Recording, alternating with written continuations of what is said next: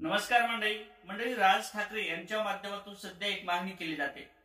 जे काही तिसरा वर्ग असेल, जिल्हा परिषद शाळा असतील, त्या जिल्हा परिषद शाळेला राज्य सरकारच्या माध्यमातून आपले शिक्षण मंत्री असणारे दादा भुसे यांच्या माध्यमातून काही जी आर काढण्यात आलेले आहे। काही महत्त्वाचे जी आर कधी काढण्यात आलेले, जे काही रात्रीचा टाइम असेल त्या रात्रीच्या टायमाला किंवा उशिरा हा जी आर काढण्यात आलेला आहे।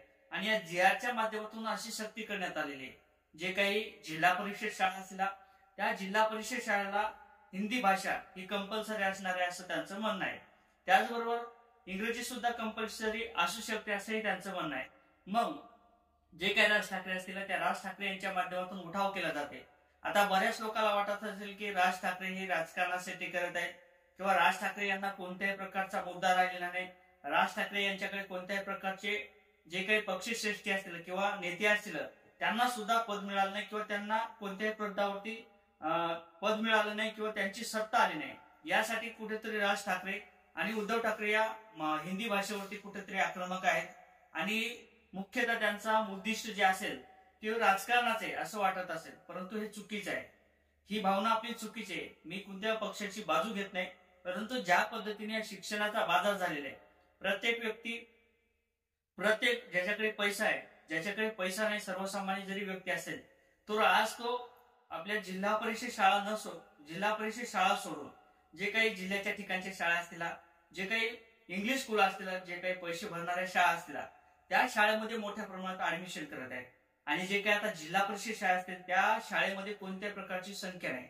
आणि महाराष्ट्राचा पुलगा किंवा मराठी भाषेचा पुलगा काय आहे तो हे समजून घ्या।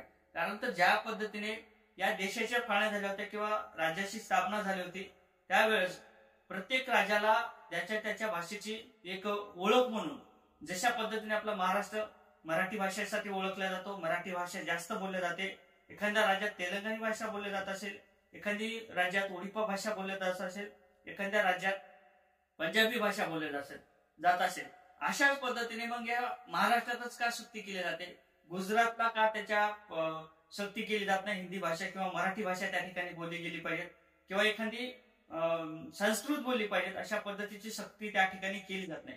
परंतु या महाराष्ट्राचं राजकारण पूर्णपणे खराब झालेले आहे।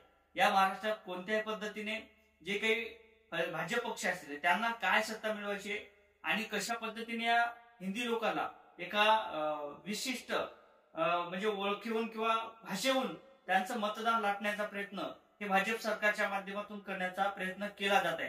कारण तर मराठी भाषा ही आपली मातृभाषा आहे। प्रत्येक आपले आई वडील असतील, आजोबा असतील, जे काही आपले पूर्वज असतील, आतापर्यंत आपण कोणत्या भाषेत इंग्रजी कधी बोललो नाही, त्यानंतर हिंदी कधी बोललो नाही, मुख्यतः आपण काय बोलतो मराठी भाषा। आपला आई वडील जे असतील ते आपण मुख्यतः मराठी भाषेत बोलतो। बरं चला, राज्य सरकारने जर विचार बी केला जिल्हा परिषद शाळेला हिंदी भाषा शिकवायची, तर मग खेड्यापाड्यात जे काही शिक्षक असतील त्यांचा पहिलाच कोठा नाही किंवा शिक्षक उपलब्ध नाही, मग त्यांना शिकवण्यासाठी हिंदी भाषेचे शिक्षक असतील ते कुठून आणायचे।